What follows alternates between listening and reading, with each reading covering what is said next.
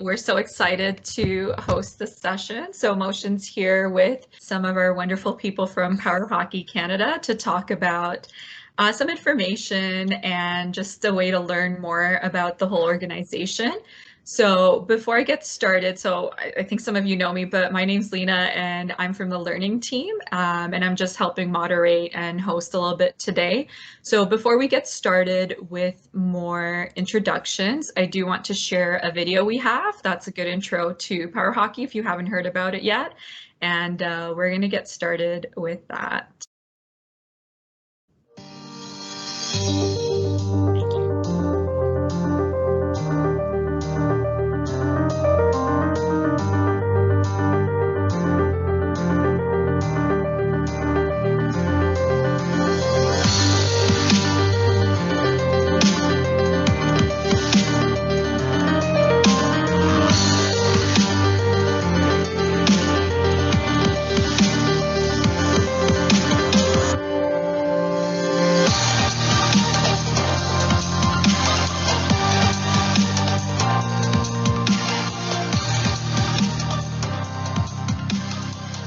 PowerHockey is very much like an equalizer, so it doesn't matter what your ability is. It doesn't matter, if you have a lot of physical strength or none at all. It's one that anyone can play.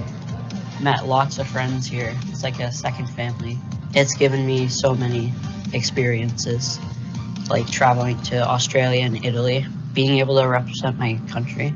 Canada is known as one of the leaders in hockey, so to go abroad and play a game, it makes me proud and proud of the sport I play. PowerHockey Canada has allowed me to experience a competitive atmosphere that I think is really irreplaceable in disabled sports. You see, over the years I've seen a completely different attitude in the different individuals.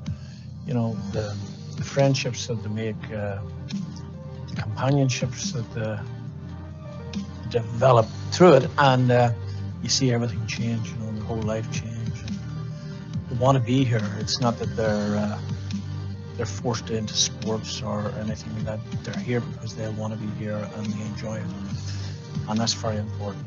It's important that PowerHockey Canada exists because I feel like it gives a wide variety of disabled athletes a competitive outlet that they wouldn't otherwise have, while allowing them to foster these relationships with not only their teammates, but players from other teams, and the opportunity to travel to different places within the country, which is often rare for people that have disabilities. The Power of Canada Cup is really an opportunity for our elite para-athletes to showcase their abilities amongst, the next level of competition in really an intense but also inclusive environment. It's the highest level of competition you can have in this sport. The players come into a new environment where they want to win and they play their best. And I think those kind of things are important because it allows athletes who don't usually get to play in that competitive environment an outlet for that competitive drive. One of our main goals as PowerHockey Canada is to really inspire Canadians from across the country, coast to coast, to get involved in any way that they can. Before I was not so much talkative, but now I have developed the leadership skills where I talk to my teammates and basically be the captain of my team and then communicate with them. And that has resulted me talking to my coworkers and not being shy or anything like that. PowerHockey Canada has allowed me to experience things that I've never thought I would experience, like traveling, and meeting different players and just watching them that if they can do it, I can play better myself and help my teammates out, and it's been amazing. Representing my country abroad is something I can say I've never would have imagined I'd be able to do. It's such an honor to wear the Canadian Maple Leaf and travel across the world and represent your country. When I was younger, I would always watch my brother play hockey, and I was thinking, why couldn't that be me? There's no depth to the distance that they can go with this. We encourage a lot of people to come and watch, to see what it's all about and how much fun everyone has, and how kind and nice everyone is to each other. People who are out there in wheelchairs and they think maybe they don't have a sport out there for them. Well, after hopefully seeing this video, and maybe that opened their eyes and this, okay, there is something out there for them, and that they'll come join and play and stuff like that, and have the great experience that I've had. There's a place for everybody in this organization. PowerHockey is not necessarily just for para-athletes. Other individuals really benefit from the sport, be it, coaching or volunteering. It's an opportunity to learn about a community that people may not have interaction or exposure to. So anyone can really benefit from power hockey, not just the players themselves. There's a World Championship out there waiting with our name on it. Who knows?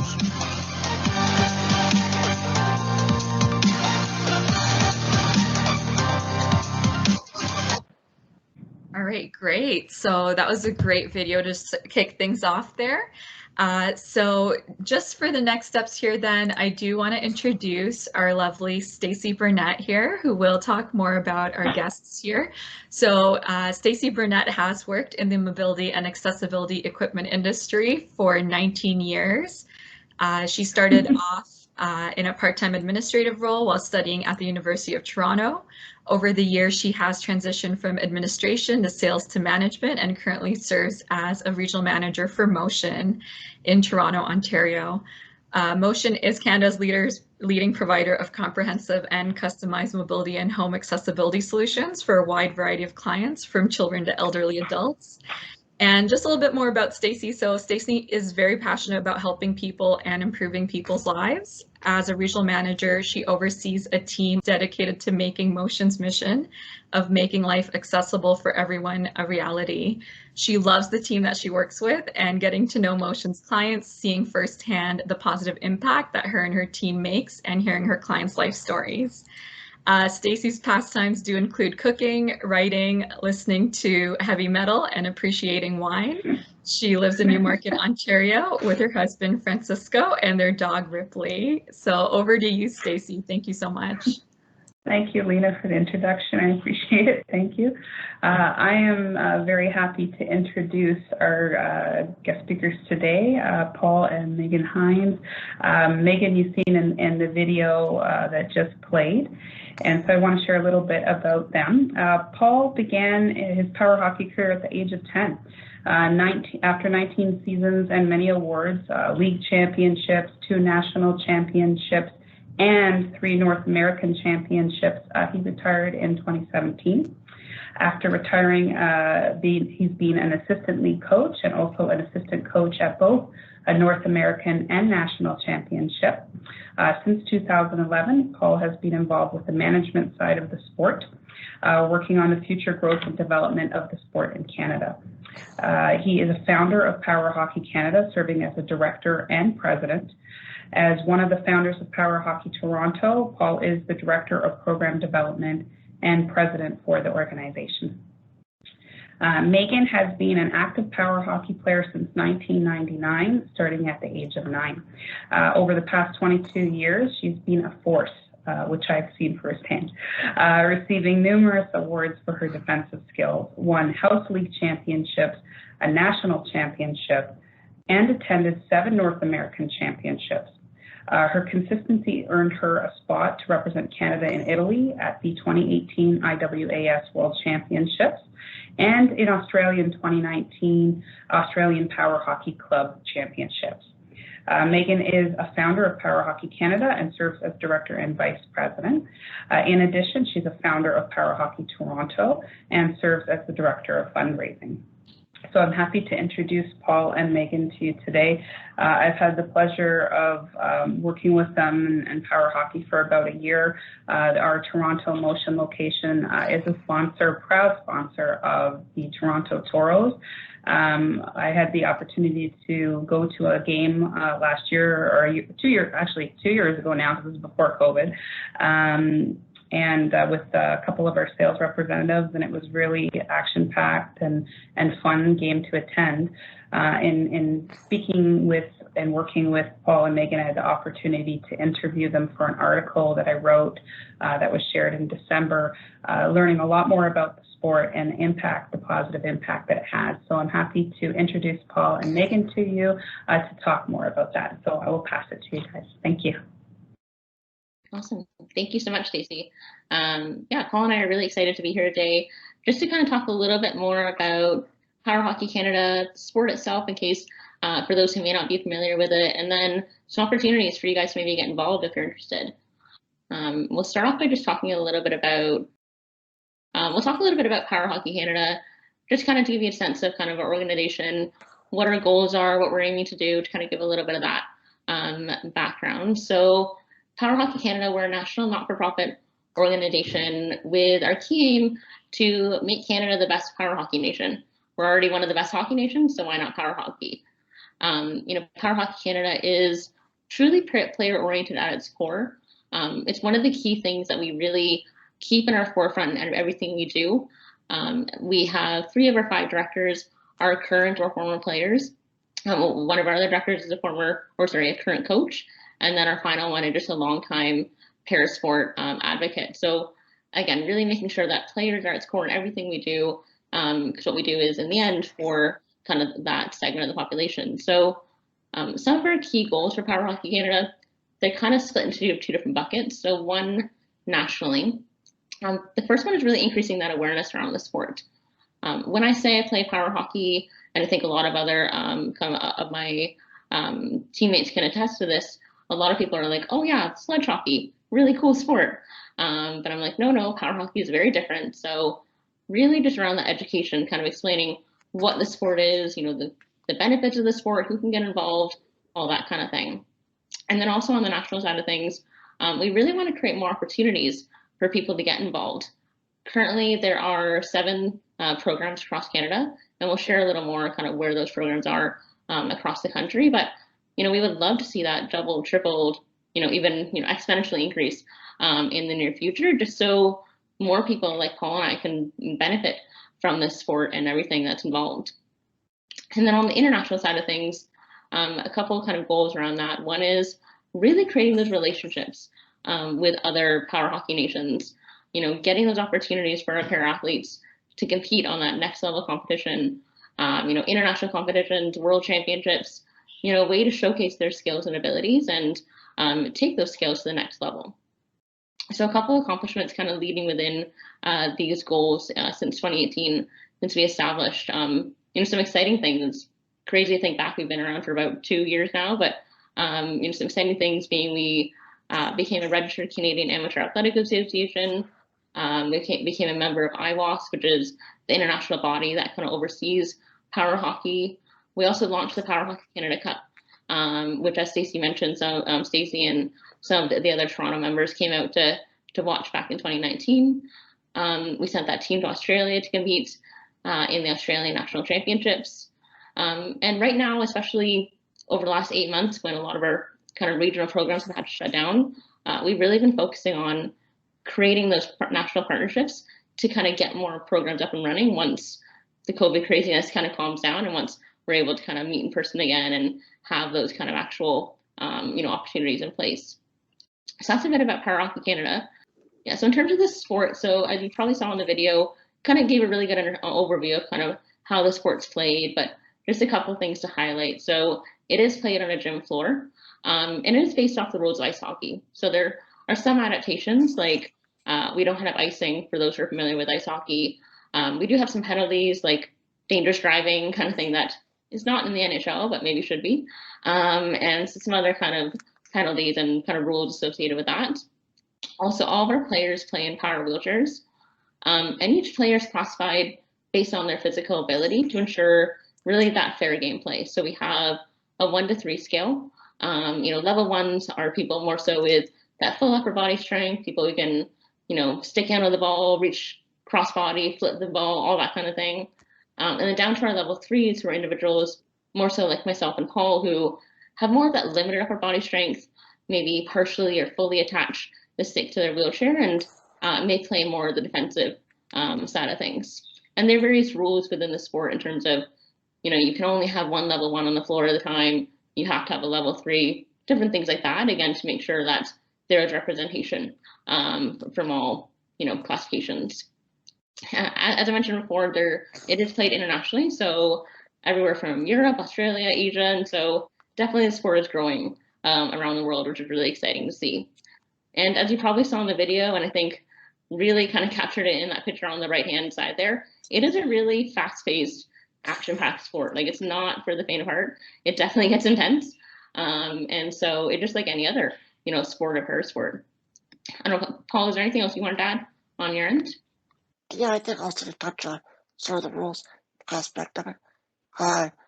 For volunteers, for that sort of perspective, the fact that it's based off of ice hockey rules, it's very common to people who watch the sport or perhaps a previous coach. So going to a game or becoming a volunteer with the sport is quite easy transition because the rules are so familiar, obviously with the adaptations, as Meghan did mention, but it's a fairly transferable skill set or transferable knowledge of each game. Yeah, absolutely. It's one that people can easily jump into, as Paul said, if they kind of watch hockey on TV or, whatever it may be, it's very easy to jump into. And, for myself, when I started playing, I think it took me 1 or 2 practices and kind of got the hang of the sport, so for sure. So in terms of who can play, Paul and I we were putting this slide together and realized there are not many points here because honestly, like anyone can play. If you have a physical disability, use a power wheelchair, there is a role for everyone on the team. As I mentioned, some people attach a stick to their chair, some people hold the stick. So there's a lot of ways for people to get involved. It's one sport that we feel is actually fairly distinctively inclusive in that nature because, it's open to everyone of all ages, male and female, physical ability, which is kind of a differentiator because a lot of para sports, you do require that upper body strength in a sense for some of them. So things like sledge hockey, track and field, wheelchair basketball, like there is that physical aspect to it. So unfortunately, a subset of, the disabled population is excluded from that sport. But, with power hockey, it's one that, like I said, anyone can get involved no matter kind of what their physical ability is and that kind of thing. Yeah, so in terms of sticks, it's often a question we get in terms of like what equipment is involved. So, like I said, there are a lot of different ways people can participate. So on the left-hand side, you'll see a couple of different types of sticks. So the one on the far left with the orange blade, that's kind of the more standard floor hockey stick.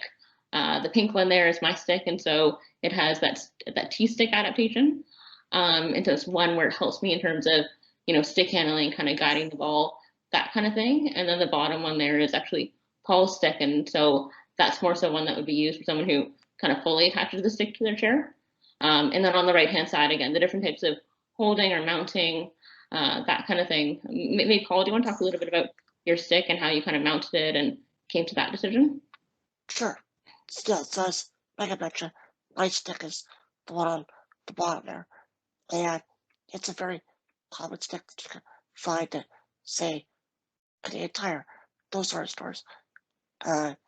Inexpensive. They have a sort of second blade that goes perpendicular to the regular blade, and for someone who's stick attached entirely, has no use of their hands, they're able to trap the ball in a sense.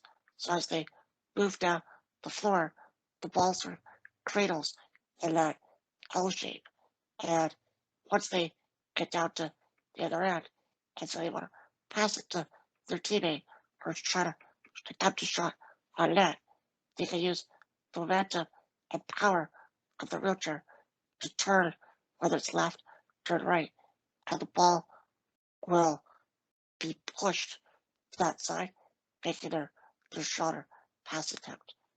Alternatively, for defensively or goalie, it's always important to make sure the ball's on the stick and not going to deflect into the net. So that also helps in that sense to sort of control the ball and get out of harm's way. In terms of mounting, at the bottom right of the screen is that's how I used to attach my stick, or one of the ways. Sometimes duct tape is used. It's very Canadian. In the picture, it's U-clips that are there, like hose clips. So there's different ways. It's there to attach it. Just use your power chair to push the ball. Yeah. Thanks. Yeah, it's very, like Paul said, there's a lot of different options. The people, it kind of takes a little while for people to figure out what works best for them. Like for myself, the top right-hand picture there, I just use like a piece of string because I have a little bit of mobility to be able to stick handle a bit, but can't fully independently hold the stick. So, a lot of ways, again, to going back to that inclusive nature of the sport, different ways for people to get involved depending on, what works for them. So if we jump to the next slide, we'll talk a little bit about the benefits. So a lot of these, we heard in the video, so, it might be repetitive, but we thought we kind of highlight a few of them, in particular that we found being involved in the sport, but also, a lot of our, teammates have mentioned to us, and both, locally, but also internationally, a lot of our teammates, kind of common themes. So the first couple there is the accessible and inclusive nature. So, again, like I mentioned, it's one that's really anyone who can participate in the sport, as long as you have power chair. And again, many people who typically wouldn't be able to participate in more broadly known para sports, this is a sport that is open to them. The teamwork nature is one that, is part of any sport or para sport. But I think one of the differentiators with power hockey is that everyone has a role on the team. It doesn't matter, if you're a level 1, it doesn't mean you're more valuable on the floor than level 3. Everyone, there's more defensive side of things or offensive, and actually a couple of coaches have commented in the last little while that, a team that can really leverage their defensive players or level 3 players to kind of set up those plays are actually, the most dangerous players on the floor in a sense. So again, everyone kind of has to work together in order to be successful as a team. The affordable nature of the sport is one that's, really a big benefit of the sport, because to participate, really all you need is a hockey stick and a pair of safety glasses, and then you're good to go. And then your everyday power wheelchair. And it's something that we chatted about, during the interview with Stacey. We were talking a bit about kind of wheelchairs, and we had mentioned that, in Europe, they actually, in a lot of the Scandinavian countries, the government will actually pay for a sports chair and an everyday chair, which is amazing. And I wish they would do that here. So one day, hopefully. But the sports chairs are ones that are very expensive. They're probably around $20,000, $30,000. They go, I think, like 12 to 14 miles an hour, which would be amazing to do. But just given the cost side of things, it's something that we actually put a rule in our North American rules that you have to play in your everyday chair to ensure, again, that there's no financial barrier to participation. The growth side of things, something that, it's a sport that, because there's so many ways to get involved, it's a sport that really grows with you. So either as you age or as your disability progresses, like for myself, when I was younger, I, was more of a goal scorer and played forward, and then I kind of moved back into that defensive side of things. Paul, you eventually moved into goalie, which is way too stressful kind of for me, but maybe do you want to talk a little bit about your kind of experiences moving into different roles? Sure. Yeah, so as Megan said, I started off, it's very similar to her. I was scoring goals that had upper body, mobility, strength, that sort of thing. And as my disability progressed over time, I lost that ability. So I had to find new and different ways to become involved. Whether that meant moving back further to defense, taking on the role of goaltender for my teams. Just different ways to realize that I still had abilities, even though perhaps in other areas I was losing strength and mobility. Still obviously very important to the team effort overall. And then in 2011, as Stacey mentioned earlier, I got involved with the management side of the sport. So really, as I continued to learn stuff about that, and then now, once I retired, going into running organizations, allows me to still have that ability of continuity in my life, where PowerHockey has been such an influential part of it. The fact that it's still a part of it, despite the fact I'm not on the floor. And that's the same for other people too. They've got into coaching as well. As they retire, their ability doesn't allow them to play. They can still be part of this community. That's one of the benefits is the community that Meghan will also touch on. Yeah, definitely. And so in terms of the peer mentorship side of things, this is a big benefit that I definitely saw as I was kind of growing throughout the sport. It's navigating with life with a disability is, can be difficult at times. There are a lot of different resources available and things to think about. And so it's kind of like, there's no, playbook per se in a sense, but, having those older players you can look up to and kind of see that like, hey, they went to university or college, they work or volunteer or, live independently, manage their attendant care. So, having those people you can really look up to and learn from as well, I think was probably one of the biggest benefits outside of the actual playing that I've gotten from participating in the sport.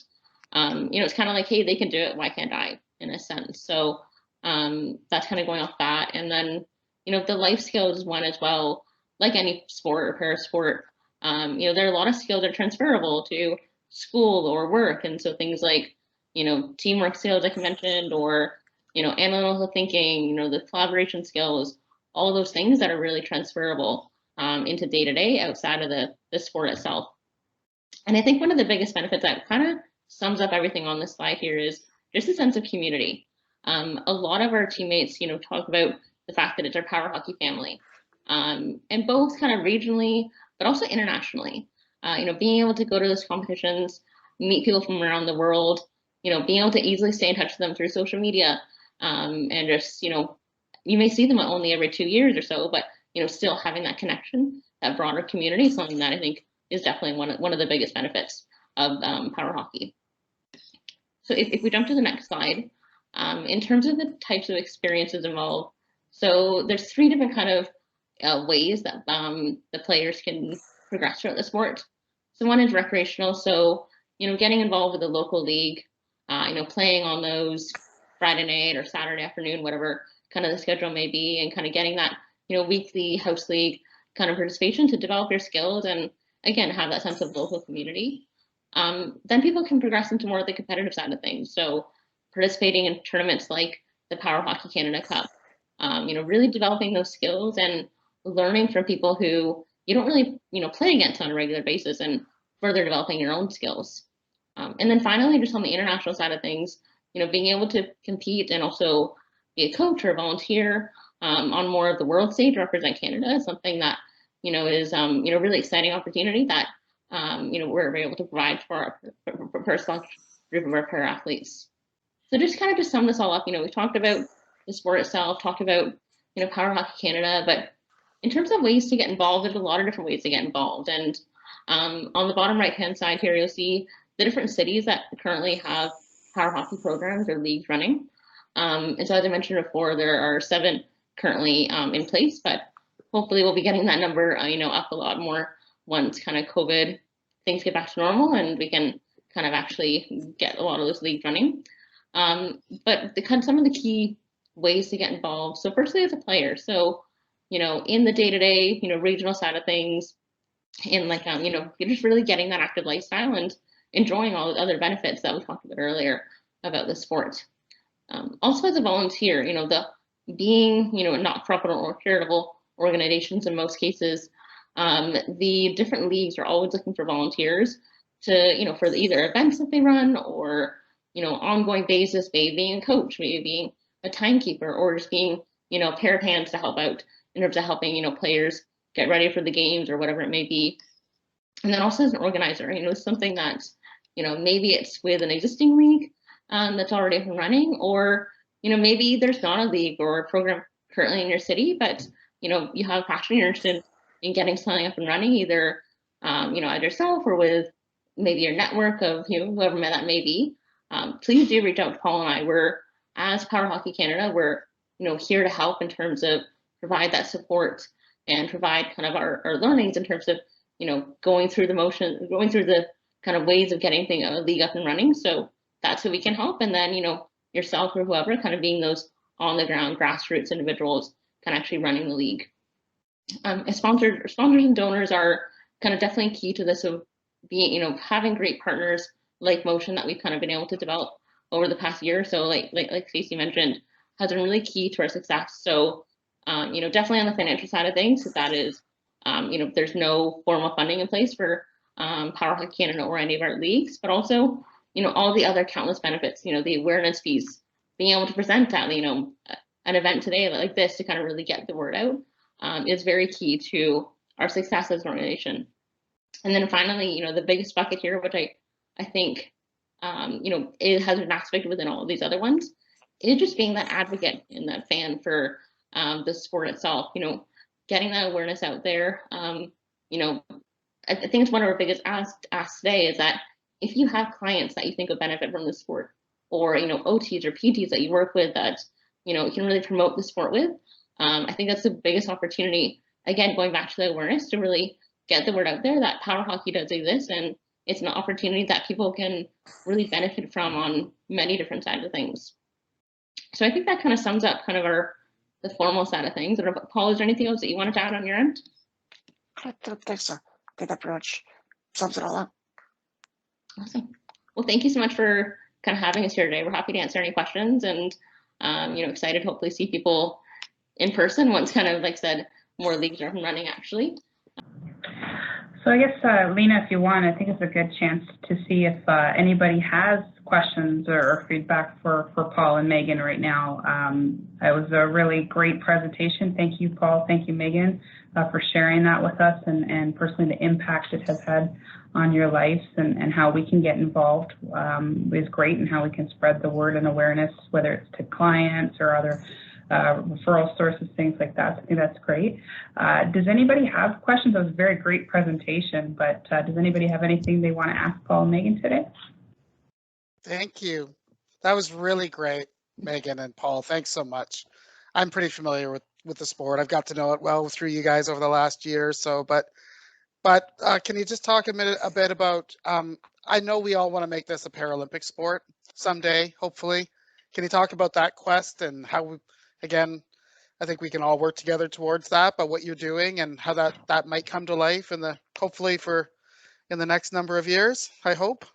Yeah, absolutely. Maybe Paul, I can start off and people may jump in. Sure.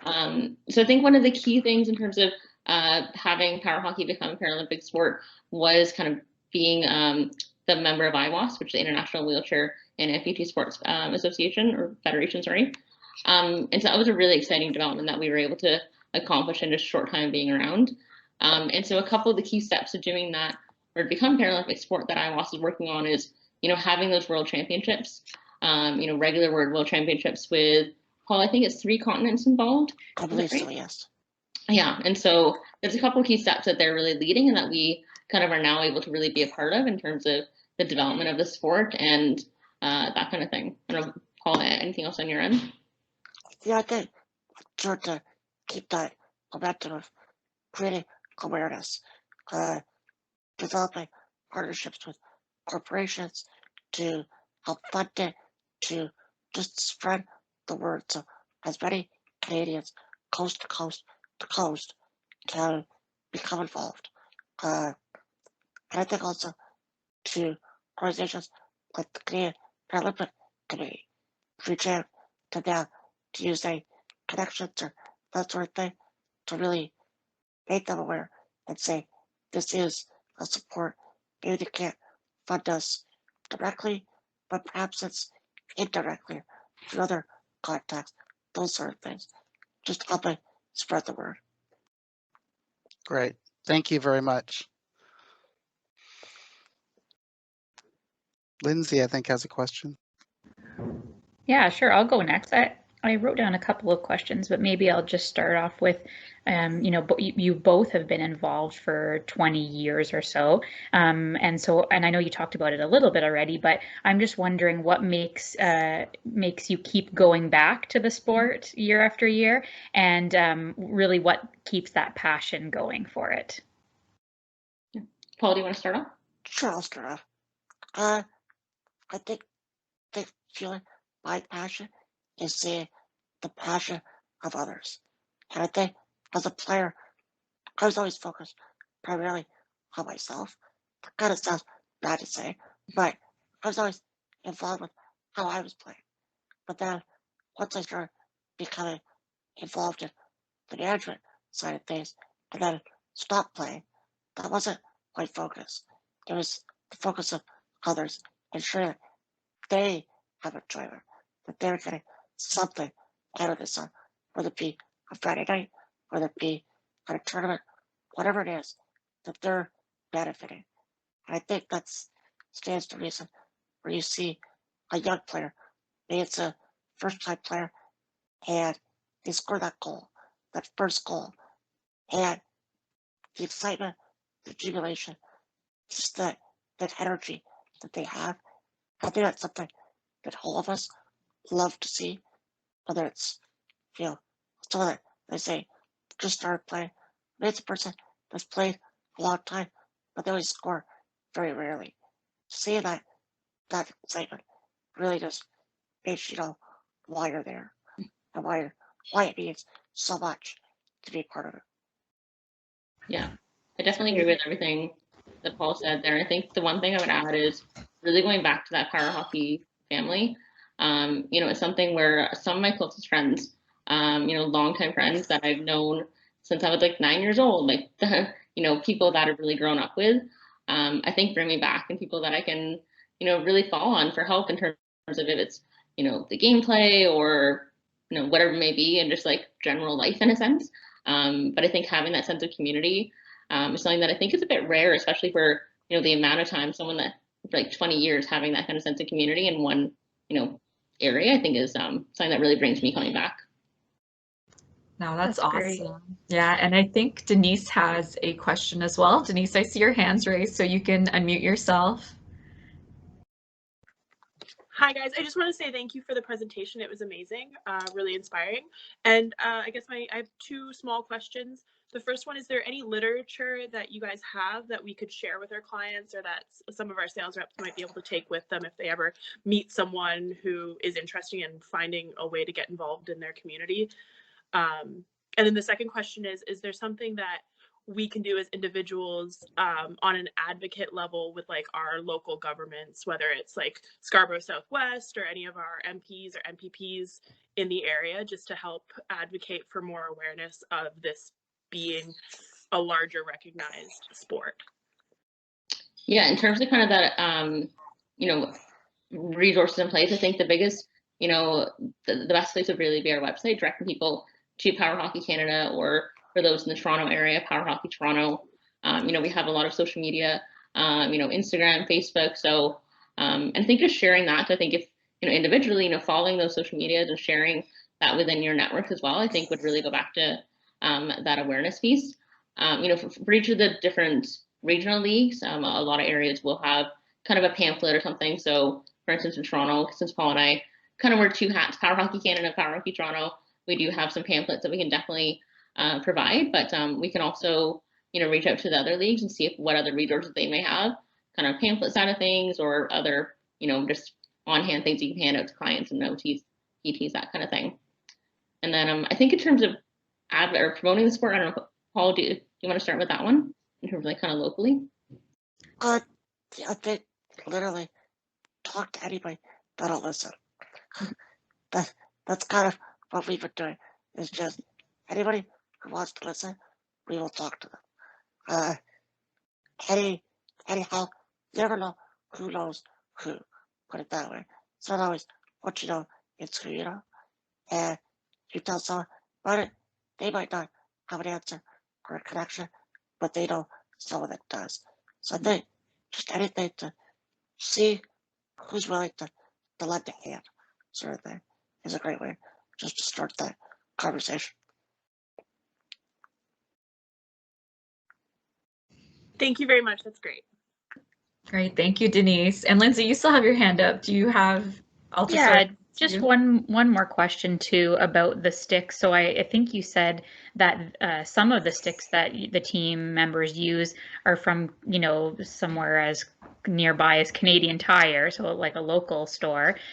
Just wondering if the team member, so if someone's new to the sport, for example, do they have to bring their own stick with them, or does the team help out with those? And so just wondering about that.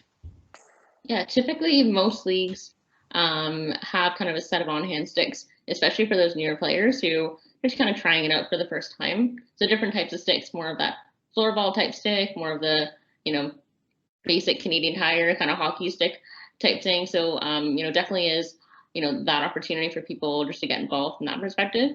We do find that once people do, get involved and kind of get hooked on the sport, they do like to bring their own sticks. But, luckily they are going back to that affordable nature side of things.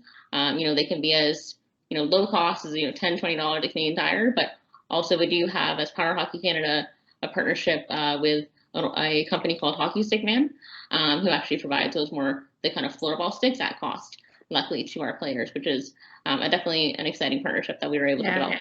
That's great. Thank you. Awesome. I don't see any other hands up or questions in the chat. Just being aware of time, but I did have a quick question. I think someone mentioned to me earlier as well, Megan and Paul, they were asking about, because sometimes, we know like hockey can be a little bit active and very energetic and dynamic. Is there any sort of damage experienced to the chairs or anything that happens that you experience to your devices? Surprisingly, not much. Metal on metal sounds a lot worse than it is. I think in my 20 plus years of playing, I've definitely broken some foot plates. Might be my fault, but I won't admit to that kind of thing. But and also popping tires, I think is the biggest one. Just because going side by side, the valves stick out, that kind of thing. So I think those are kind of the biggest things. But surprisingly, damage doesn't really happen that often, which is definitely a benefit. I think Stacey, you can attest to that. Our players not coming too much. So thanks to you guys. Yeah, so I mean, like you mentioned earlier, 2019, we had the chance to go to a game, and it's definitely fast-paced, very energetic, lots of fun. But when my first game that I seen, I was thinking, wow, I mean, how are we not going to have any, repairs that need to happen? But we don't at the location have a lot of. We haven't had any requests to repair chairs due to the sport outside of what Megan just mentioned. As part of our article, the interview that we had, one thing that was kind of interesting is the difference in Canada versus other places like Scandinavia. And Megan, maybe you want to talk about that, where they have a chair funded by the government for sports. And not just their daily chairs. So, Megan, if you want to talk about that, I found that really interesting. Yeah, it was definitely when we went to the World Championships in Italy. Speaking a lot of the countries like Denmark, Netherlands, they all had a sports chair, and then the government also funded fully an everyday chair. So, definitely took off that pressure of people worrying about breaking their chair, in a sense. But it's definitely something that we hope to get to here in Canada and North America. In terms of getting more funding, so people, even they can modify their chair more. So like the sports chairs really are like honestly like little go-karts on the floor. It's a bit crazy how they turn on a dime, they go like 14 miles an hour. It really intensifies the game even further, if that's even possible. I'm surprised to see. I just wanted to say, I know Lindsay and I and Tab have been quite excited about working with Power Hockey Canada on the promotion of the sport, and Stacey's done a great job with them as well. And going forward, I know there's plans for the Power Hockey Canada Cup in July. Let's all hope and pray that can happen in the future and that goes ahead. And I just want to tell everyone, we have all the plans in the world, even more so after today, to provide sponsorship and support for that. And we'll be working with Paul and Megan to figure that out. But we want to support this sport nationally. I think it's a great thing for our organization to be involved with. I think we can do so much. I think there's areas like, I think in my hometown of London, Ontario, I can think of all the people there. I know Dr. Jeff Preston there and other people want to get involved and get more organized with this. I've talked to him about that. So, we want to be advocates for the sport. We want to be sponsors of this. We want to go forward and help promotion of it.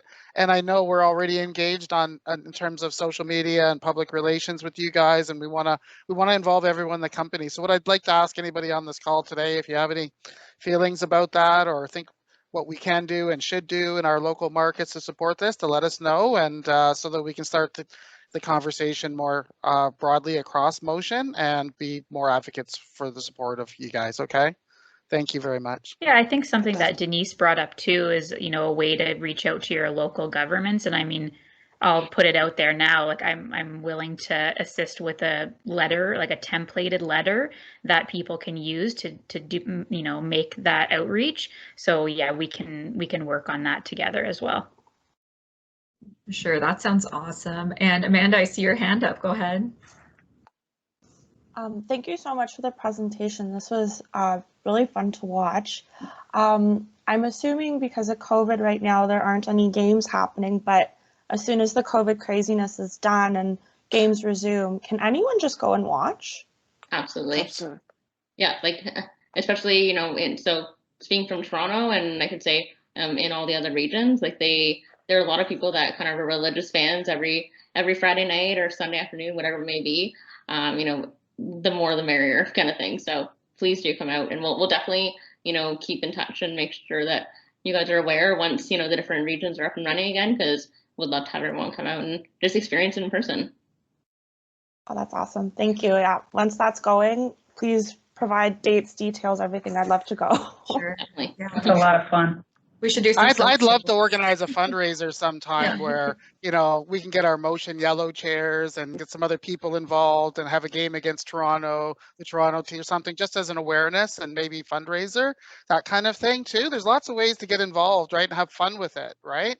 Definitely. So maybe we could do that someday, even in the motion parking lot in Toronto, or who knows, right, in the summer, like any, just to, you know, and get some media and everything. Just, you know, it's good for everyone, right? So that's my kind of creative out of the box thinking on this and going forward and how we can do things together as well. Or maybe we could have a national thing with some of our locations in Canada, getting involved with their local teams and doing it the same day or something. Like let's start thinking about these things. It's fun, it's inclusive, it's who we are as people and as a company. So let's think about those things.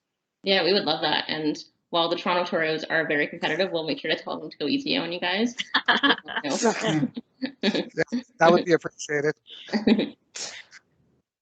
Paul and I can be rival coaches. Sure. Oh, that's Lose fantastic. space for dinner, right, Paul? I'm just kidding. Okay. We'll discuss that. Okay. All right, Paul. All right. No, that's fantastic. Thank you so much. I can see Lindsay's back. Lindsay and Stacy, I don't know if you want to add anything else. I don't see any other questions in the chat, and I'm sure we're so happy to have everyone here and participate too. Yeah, thank you for everybody for joining, to Meghan and to Paul. The opportunity to participate in something that I feel very passionate about, that I think as more people learn about it, they also become passionate about. It's so important and impactful, and I'm excited that motion is part of this, and I really appreciate the opportunity, and I appreciate your time to share this with everybody today and everybody for joining. And it's a great conversation. I know we moved a little bit past the time we'd scheduled, but it's because we're really engaged and interested in learning, and I think that's great. And I also want to thank Lena, you know, Tabitha, Lindsay, for all of your support for being part of this, whether it was the article or the session today, because you don't want me running a webinar. We already talked about that. Technology-wise, my team can attest to that. I've got the Teams meetings down, but yeah, still. So thank you very much for that, and thank you again, everybody, and it's great. Yeah, thank you so much again for this opportunity. You know, and really just like all the things that have happened to date, like Stacey for your amazing advocacy and kind of making this all happen, and Jeff and Lindsay and Tabitha and Lena, like thank you for making this all possible. We're excited kind of for what's in store for the future with us in motion. I agree. Thank you, guys. Thank you. Hope you all have a good day. Thank you for attending and participating. Thank you, Meghan and Paul. Thank you so much. Bye, everyone. Have a good day. Have a Have a good day, everyone.